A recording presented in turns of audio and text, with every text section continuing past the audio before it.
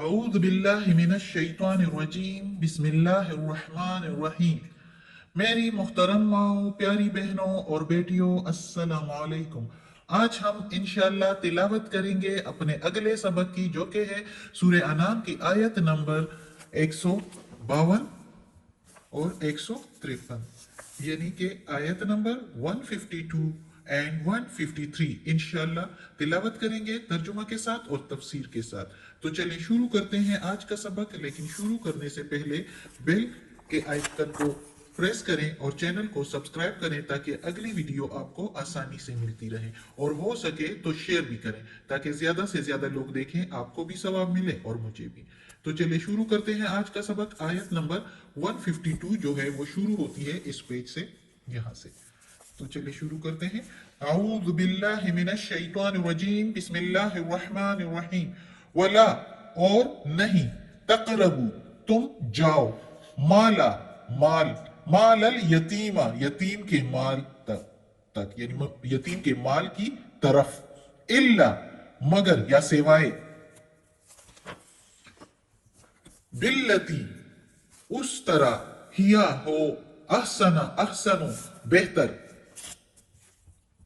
حتی یہاں تک کہ، یبلغ پہنچ جائے، اشدہ اس کی جوانی تک، یا اس کی جو ہے شدت تک، شدت جوانی تک ہی ہوتی ہے، یعنی جوانی تک جب وہ پہنچ جائے تو پھر اس کو اس کا مال واپس کرو۔ وہ اوفوا الکیل اور پورا کرو ناپ، والمیزانہ اور تول، بالقسط ساتھ انصاف کے، بے کے میننگ ساتھ، قسط انصاف۔ لا نکلف، لا میننگ نہیں، نکلف ہم تکلیف دیتے، نفسا کسی جان کو، الا مگر، وسعہا اس کی وسعت کے مطابق، وسعت یا طاقت، ہاں اس کے، یعنی کسی جان کو تکلیف نہیں دیتے جتنی کہ اس کی وسعت ہو، اس کے مطابق۔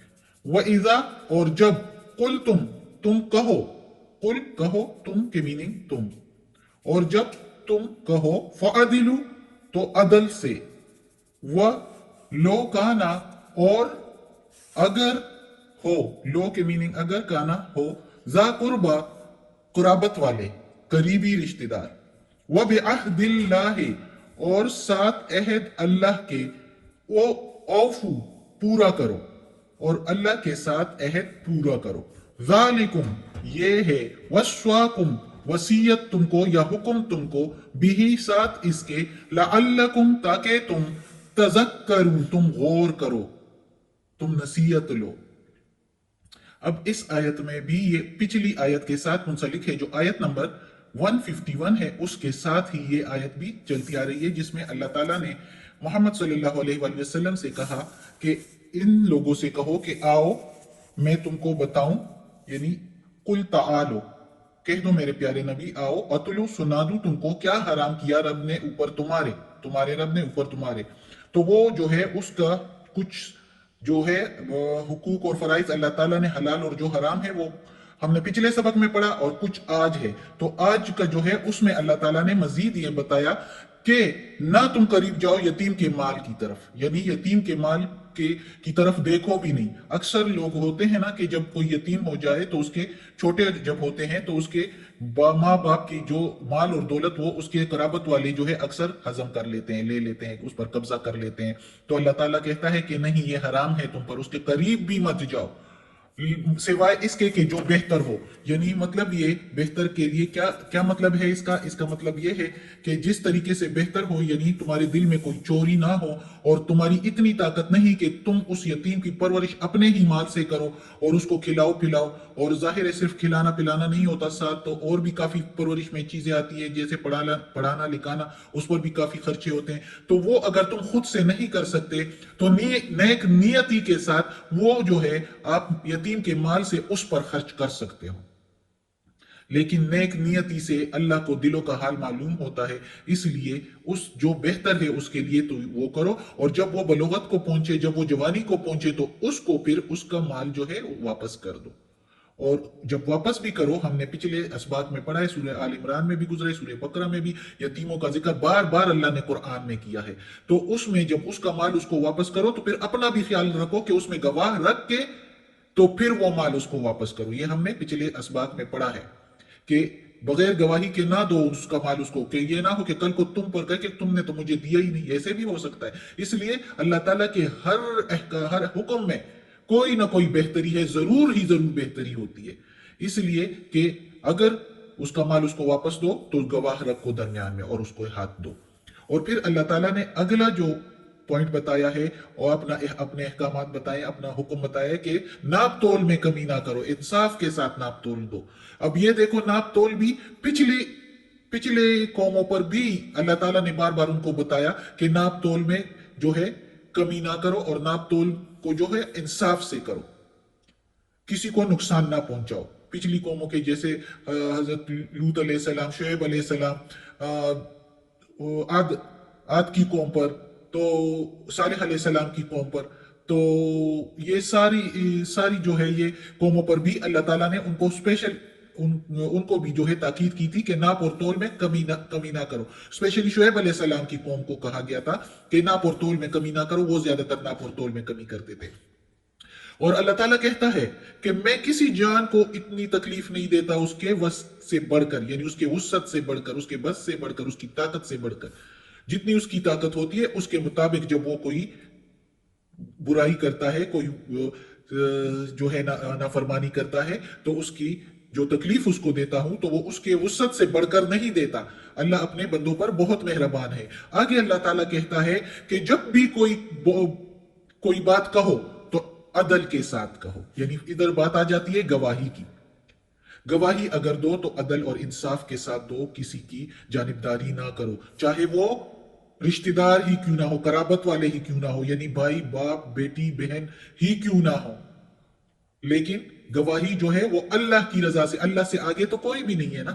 ماں باپ بہن بھائی بھی اللہ سے آگے نہیں. اللہ سے اگر محبت ہے, اللہ کے احکامات کی حکم برداری کرنی ہے, تو پھر اللہ کی رضا کے لیے گواہی دینی ہے, اور سچی گواہی دینی ہے, کسی اور کا ساتھ نہیں دینا.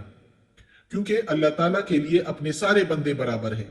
اور آج کل اگر دیکھو تو لوگ کیا کہتے ہیں, اگر بھائی باپ جو ہے غلط بات بھی کہیں تو دوسرے کا کہتے ہیں وہ تو تمہارے بھائی باپ ہے, وہ غلط بھی ہو تو تم نے اس کی سائیڈ لینی ہے. کسی سے جھگڑا شگڑا, کسی دوسرے قبیلے سے یا دوسری قوم سے کوئی دشمنی, تو اس میں پھر وہ کیا کہتے ہیں, بھائی باپ کا ساتھ دینا ہے, چاہے وہ غلط پر بھی ہو, غلطی پر بھی ہو, وہ ناجائز بھی ہو, تو آپ نے اپنوں کا ساتھ دینا ہے. تو اس سے اللہ نے روکا ہے کہ نہیں, جہاں جائز ہو آپ نے حق کا ساتھ دینا ہے.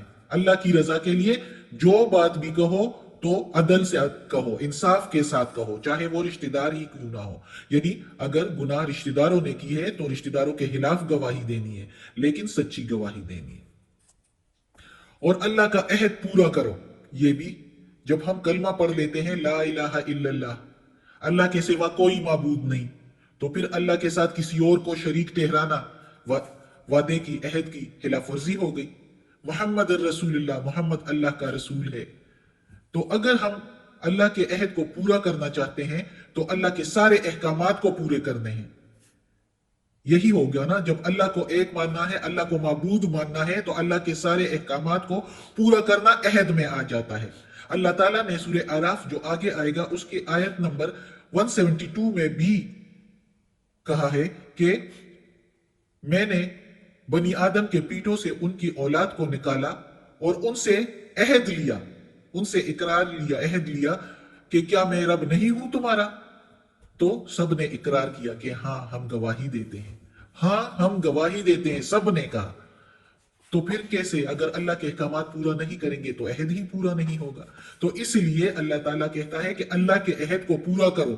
یہ بھی حلال اور حرام کی باتوں میں آتا ہے. یہ حلال ہے کہ اللہ کے عہد کو پورا کرو, اگر پورا نہ کرو گے تو یہ حرام ہو جاتا ہے. ذالکم, یہ ہے نصیحت یا وصیت, تم کو حکم ہے تم کو, تاکہ تم غور کرو ان باتوں پر. یہ باتیں ابھی یہ جو اللہ تعالیٰ نے پچھلی آیت میں بھی ہم نے پڑھا, وہ آیت نمبر 151 اور یہ آیت نمبر 152, یہ ساری باتیں جو مکہ کے مشرکین عرب کے جاہلیت کے زمانہ میں بہت سے قانون ایسے بنائے تھے کہ وہ جو ہے وہ سارے حرام تھے اور انہوں نے حلال ٹھہرائے تھے، اور جو حلال تھے ان چیزوں کو حرام ٹھہرایا تھا، کسی پر حرام ٹھہرایا تھا اور کسی پر حلال۔ تو اس کے معاملے میں اللہ تعالیٰ نے کہا کہ جو تم حلال اور حرام کرتے ہو اس کو چھوڑو، یہ دیکھو جو میں ابھی اس کلام میں آپ لوگوں کو بتا رہا ہوں، تو یہ اپنے پیارے نبی محمد صلی اللہ علیہ وآلہ وسلم کے ذریعے تم لوگوں کو پیغام پہنچا رہا ہوں، تو اس کے مطابق اب زندگی گزارو، اس قانون کو اپنا لو، اس احکامات کے مطابق زندگی گزارو، ورنہ تو میرے سامنے آؤ گے روز قیامت جب حساب کتاب ہوگا تو پھر گاٹھے میں رہو گے اگر اللہ کے احکامات کو نہیں مانو گے۔ صدق اللہ العظیم۔ آج کا سبق ختم ہوتا ہے، اگلی آیت پھر پڑھیں گے انشاءاللہ اللہ زندگی دے، کیونکہ ٹائم کافی ہو گیا۔ تو اللہ ہمیں توفیق دے کہ اس قرآن مجید کا ترجمہ مکمل کریں اور اس پر عمل کرنے کی توفیق دے۔ یا اللہ، یا پروردگار، یا رب العالمین، یا مالک یوم الدین، یا اللہ تو ہمیں عافیت والے معاملات دے اور ہماری تکالیف، پریشانیاں اور برائیاں ہم سے دور کر دیں، اور یہ قرآن مجید کا ترجمہ تفسیر کے ساتھ کیا ہے، تلاوت بھی کی ہے، یا اللہ اس میں کوئی غلطی ہوئی ہو زیر زبر پیش میں، تلفظ میں، تو معاف کر دینا، تو غفور الرحیم ہے، رحمان الرحیم، اور ہمیں اپنے نیک اور صالح لوگوں میں شامل کر دیں، آمین ثم آمین۔